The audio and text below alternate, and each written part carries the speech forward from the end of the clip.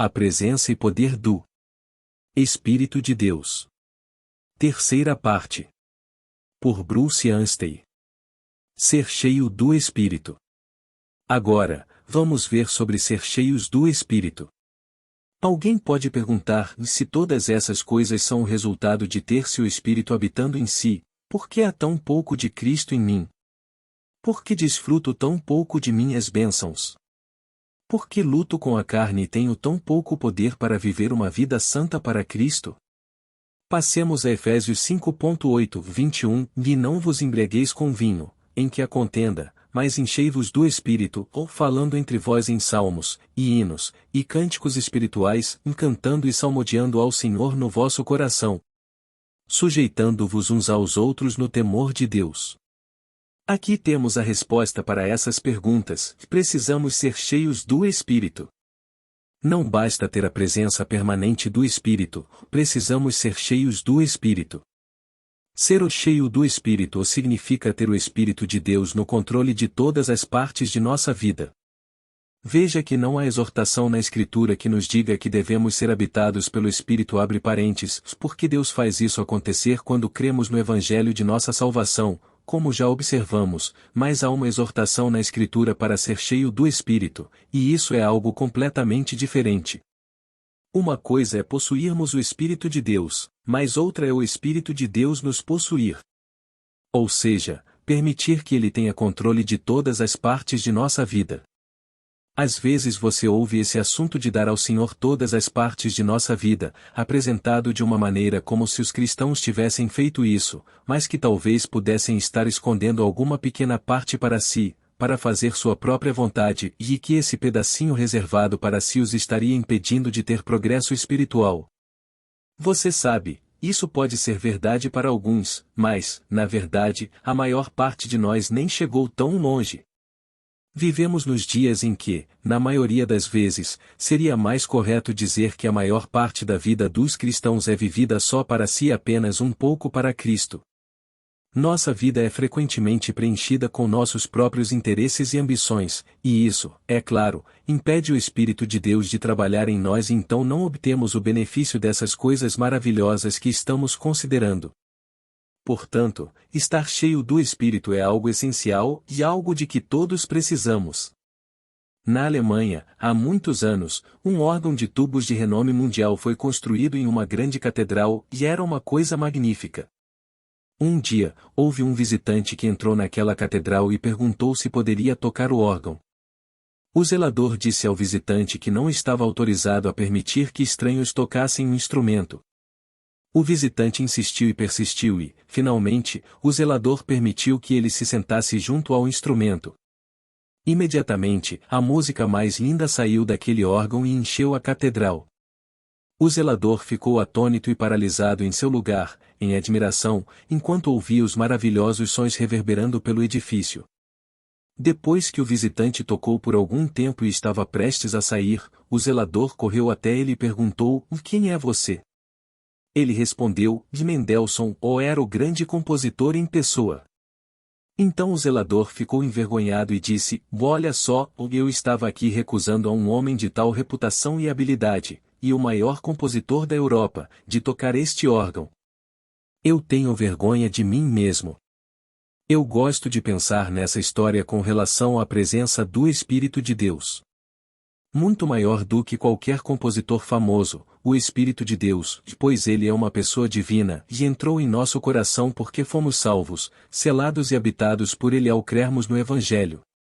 Mas, assim como o zelador, não estaríamos nós proibindo o maior compositor de todos a sentar-se e tomar os controles de nossa vida para criar, por assim dizer, uma linda música para a glória de Deus? É assim que acontece hoje em dia com muitos cristãos.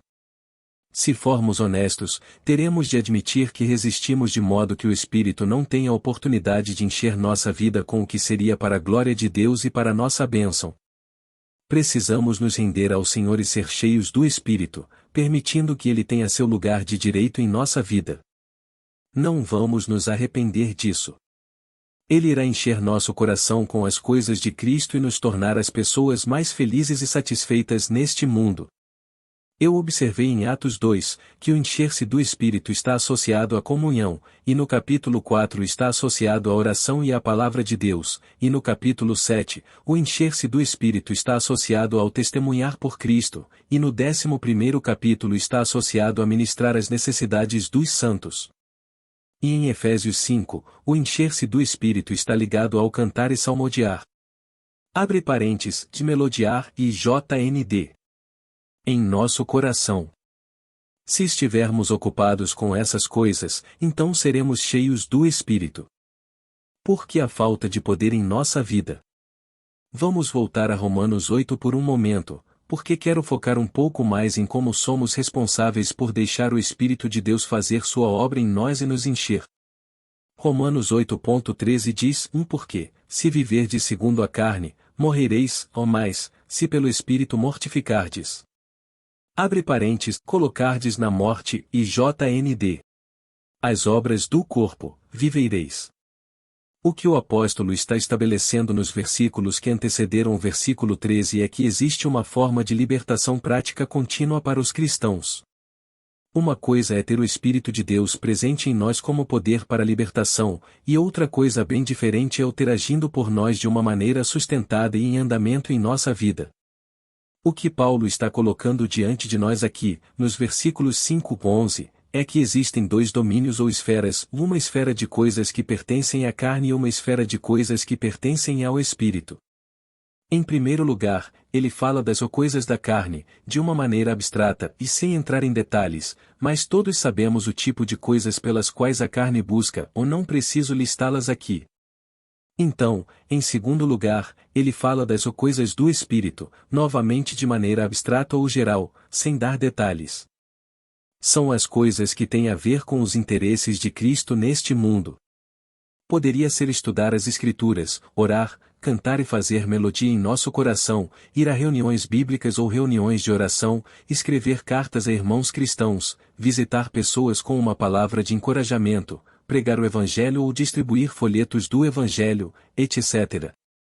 Essas coisas têm a ver com a variedade de assuntos relacionados a Cristo e seus interesses, quem é o centro de todo o conselho e propósito de Deus. Essas duas esferas são exatamente opostas uma à outra.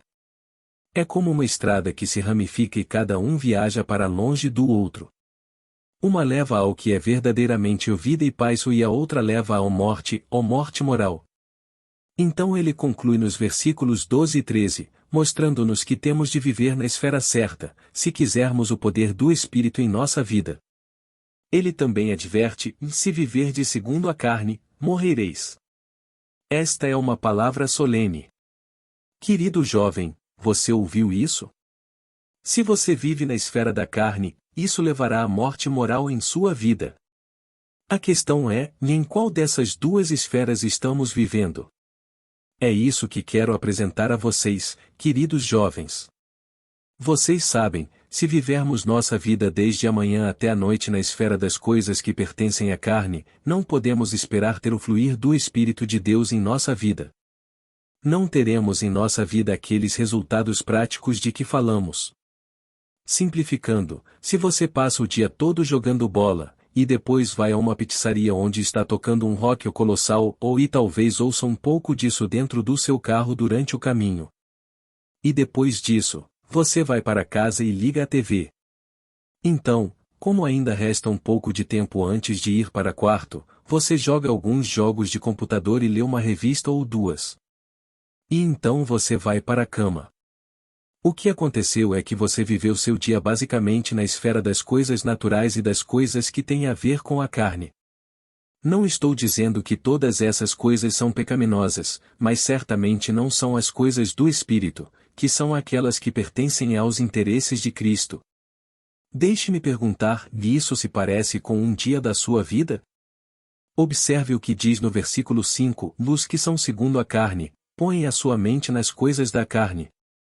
Colocar a mente em algo implica o prestar atenção ou nisso. Os que prestam atenção às coisas da carne são segundo a carne. É onde vive o homem perdido, e ele não conhece outro domínio. Mas é possível que os cristãos também vivam nessa esfera de coisas. O que ele está dizendo no versículo 13 é que, Se você viver segundo a carne, você vai morrer. Agora, a maneira como a morte é mencionada aqui é diferente da maioria dos outros lugares da Bíblia. A morte, como sabemos, sempre carrega a ideia de separação. A ideia da morte neste versículo é de que a comunhão com Deus é rompida e há uma separação em nossa comunhão prática e nossa vida se torna um fracasso. Ele não está falando sobre morte física ou espiritual aqui, mas de uma morte moral que ocorre na vida do crente. Ele está dizendo que se você vive nessa esfera da carne, pode esperar que isso trará morte em sua vida. Mas se você vive na esfera do Espírito, haverá plenitude de poder para viver para a glória de Deus. Isto é o que é ser cheio do Espírito. Os fatos são manifestamente simples, passamos muito tempo na esfera errada cuidando